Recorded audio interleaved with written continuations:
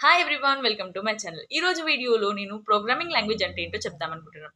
నార్మల్‌గా మనం ఎవరితోనైనా మాట్లాడాలంటే మనకు ఒక లాంగ్వేజ్ అయితే వచ్చుండాలి. ఫర్ ఎగ్జాంపుల్ మనము తెలంగాణలో ఉంటున్నామనుకోండి, మనకు తెలంగాణ పీపుల్‌తోని మాట్లాడాలంటే తెలుగు వచ్చుండాలి.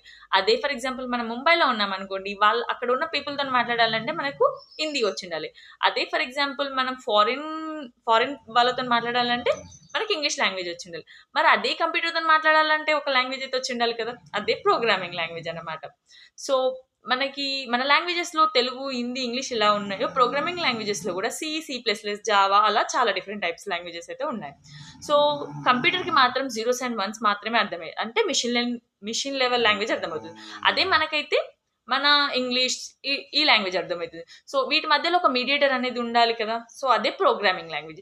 సో, మనం ఇచ్చిన డేటాని కంపైలర్ యూజ్ చేసి జీరోస్ అండ్ వన్స్‌లో కన్వర్ట్ చేస్తాం. మనం మన హై లెవెల్ లాంగ్వేజ్‌లో రాస్తాం. హై లెవెల్ లాంగ్వేజ్ అంటే మన ఇంగ్లీష్ లాంగ్వేజ్.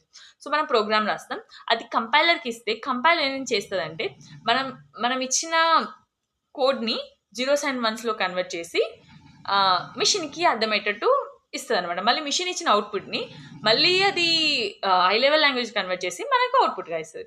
సో, ఇదన్నమాట. Thanks for watching.